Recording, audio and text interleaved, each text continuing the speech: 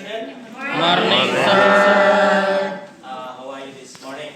Sleepy, hungry. I'm so fine. Okay, are you fasting today or not? Yes, Alhamdulillah. So, before I start the material, I check your attendance, please.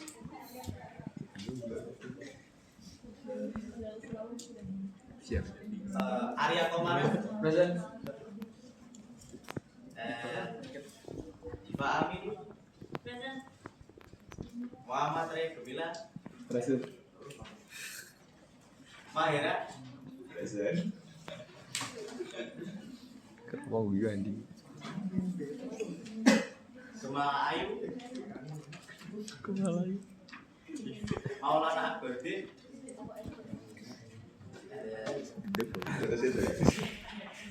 Heru Prasetyo.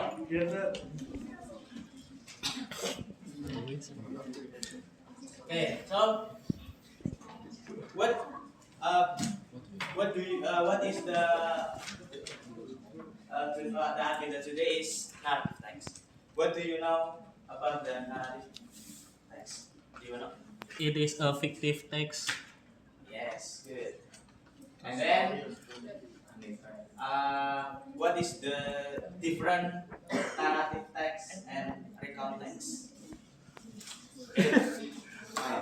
Narrative text is to tell about entertain the reader or reading, and the recount it's like to Inform. yeah, it is tell like experience or to inform the audience. Am I right? Yeah, this is correct. Okay. And then I show you the definition of narrative text. The definition of narrative text is a narrative text is a type of text that aims to tell an event or series occurring in sequence. It is usually imaginative or based on real experience and serves to entertain, inspire, or convey a moral message to the reader. So, the narrative text is the story, about the story or the legend or the fictive. Again, you can take about the moral message in the story. Next, I will show you about the structure of narrative text. The structure of narrative text is the point one is the orientation, the introduction, then the present, the character, setting, place and time, and the background of the story. And the point two is complication, and then the part where a conflict or problem arises in the story, and then the resolution of the problem, which can have a happy ending or a sad ending. And then the last point of the structure, the reorientation. The orientation is optional. The closing part, which may include a conclusion or moralization. So this is the structure about the narrative text. The main point of the narrative. The next is characteristic about the narrative text. The narrative text, the characteristics uses past tense as it tells past event. And then includes characters, setting, and conflict closely. And then uses times connectives such as once upon a time, then, after that, and suddenly, and etc. And then the last point of the characteristic contains dialogues to make the story more engaging. So, I can show you about the example. Presentasi. Do you know story about the Prophet Musa and Isa? Yes, I And then you can read them about the story, maybe, students. Hey! Yeah. Prophet Musa was born during Pharaoh royal reign, where newborn Israel boys were ordered to be killed. His mother planted him in a basket on the Nile, and he was found and raised by Pharaoh's wife. As a child, he fled Egypt after unintentionally killing an Egyptian. In Midian, he married and later received Allah's command at Mount Sinai to free the Israelites. With miracles, he confronted Pharaoh, who refused to release them despite numerous plagues. Finally, Musa led the Israel across the Red Sea, where Pharaoh's army drowned. He received the Torah on Mount Sinai with his people and remained a symbol of faith and perseverance. Thank you, sir. Okay, thank you. Yeah. So is the example about narrative text, the prophet Musa alaihissalam. And then in the next, I can show you about the video, the prophet of Musa, yes? And then you can listen the story, and then you can write down about the main Kamera point maghrib banget. in your book. Maghrib banget. And after that, I can give you some Aura maghrib quiz banget. Aura. and in website. Bisa understand? Student? Yes. Okay. I understand.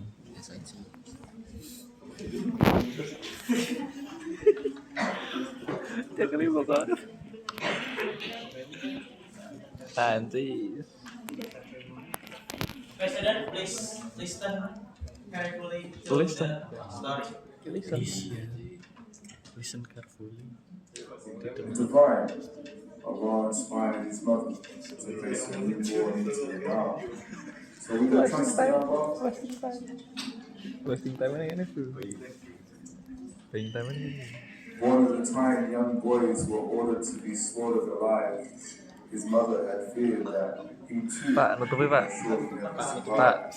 nutupi. Yet by intervention, Nutupi, which ada was nutupi, Pak. nothing short of divine, Orang pojok mana lu? Allah inspired Tuh. his mother to place a newborn into the ground.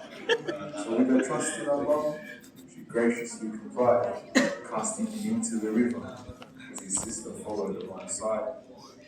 Watching him closely, she was soon taken by surprise when Musa floated right into the home of the most wicked of all, the most despised. The home of Fir'aun, the ruler of Egypt, was committing the most despicable of crimes.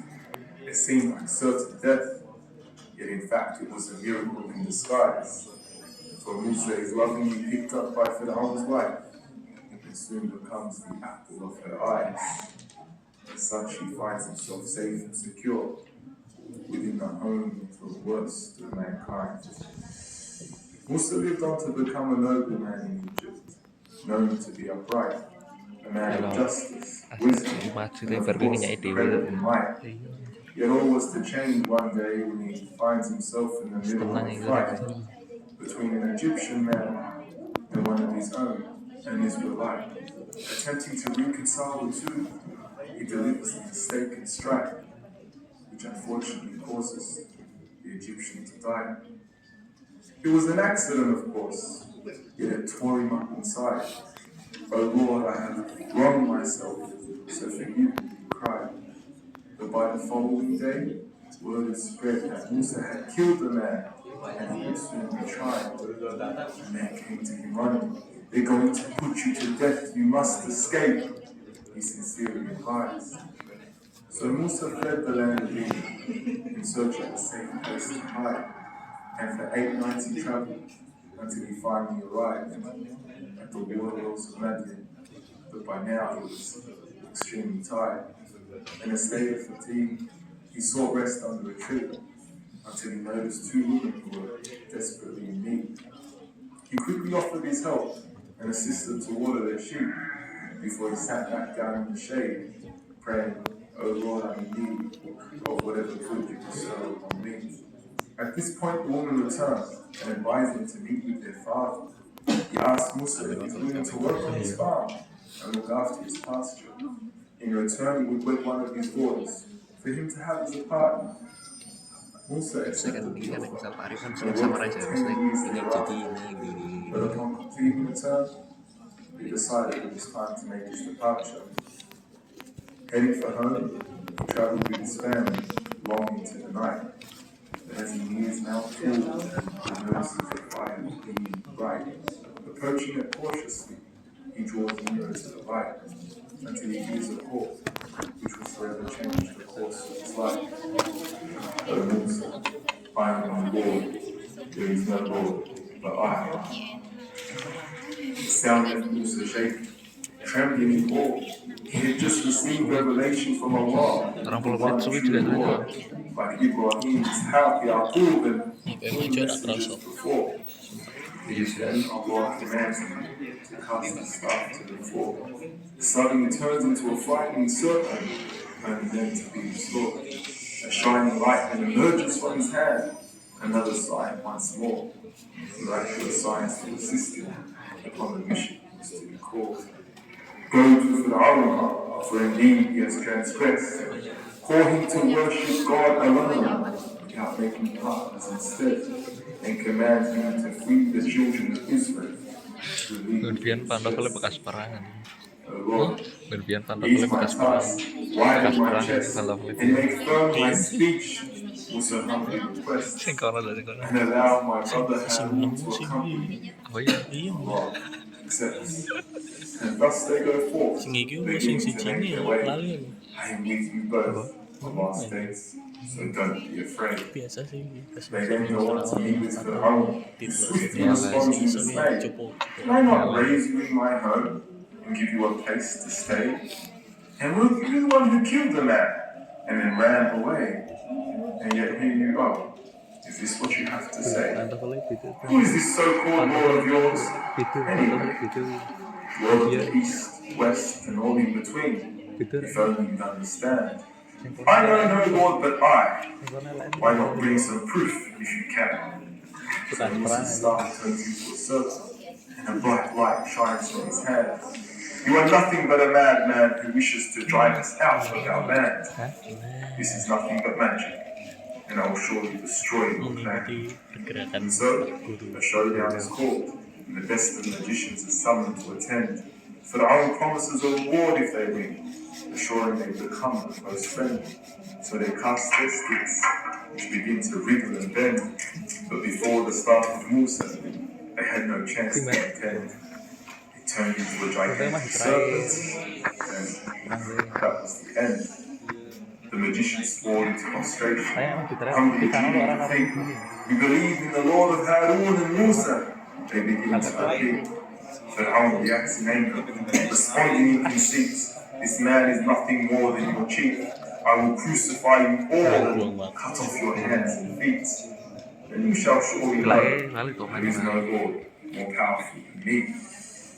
Things went downhill for Fir'aun following this loss. He had been publicly disgraced, and now his power was on the rocks. Feeling insecure increases the severity of his plots, further tormenting the children of Israel, while Musa the bondage. Musa warned him of Allah's punishment, yet Fir'aun heeded not. So Allah sent a devastating drought, destroying all of Egypt's crops. And then came in the floods, the locusts, the lice, and the frogs. Sign after sign, yet Fir'aun refused to stop. After some time passes, Allah permits Musa to finally leave. 14. So he gathers the children of Israel and heads towards the Red Sea. Yet upon realizing their escape, Fir'aun refuses to let them flee. He dispatches an army and chases after them with speed. As he has them surrounded, the children of Israel slowly lose patience. They cry, "Surely we are doomed, we are soon to be overtaken." Musa replies, "My Lord is with me, and I will not be forsaken." He strikes the sea with his staff, causing its miraculous separation into two towering mountains, making way for evacuation. Blinded by pride, Pharaoh follows them in pursuit, failing to realize that for him, the sea would no longer speak the truth. And as such, Pharaoh drowns miserably, along with the rest of his crew. Today, his body remains on display for the whole world to Mesti iki ndelok GPT. be the story of permanent lesson. Sing ora tuh iki RWP-ne wong iki. Ora tuh nggon kuwi. Dan Okay, Kemendikbud. is it down to write down the main point in the story? Down the right main point the story. Yes. Yes. Then next, I will give you Wes, takon aja, Rok. some quiz.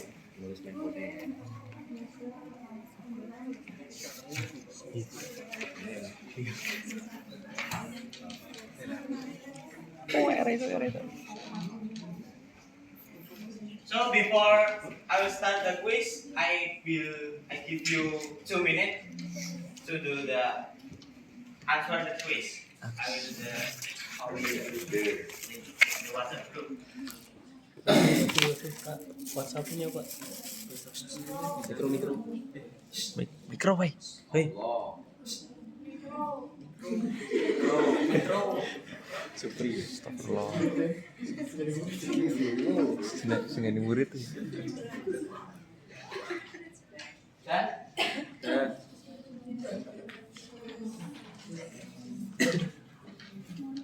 Oh saya ini berarti siapa?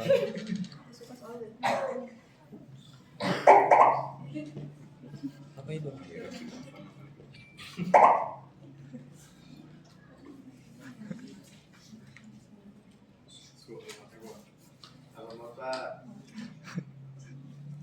So jenenge yang entuk yen.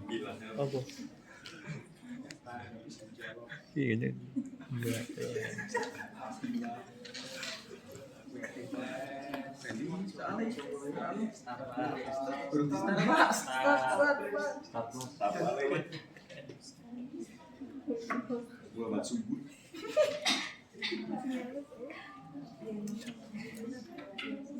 Dimulai lah. okay, because the link is not the access, the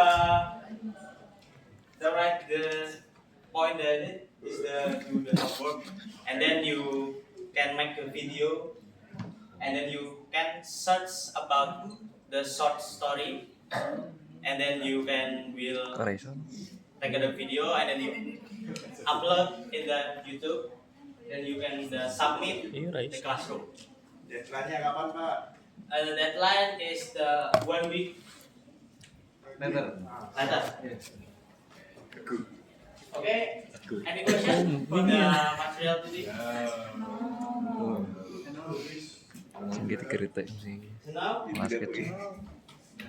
okay, I think this class is enough. Thank you. What? Do you any quotes? Do you any quotes? Do you have any quotes, sir? Sir, come on, bro. Okay, you can me to give you some one quote of the day. Yes. Listen it. The quote is other people nowhere. Know the meaning of the words? No. In Japanese is Onryo, ngerti opo.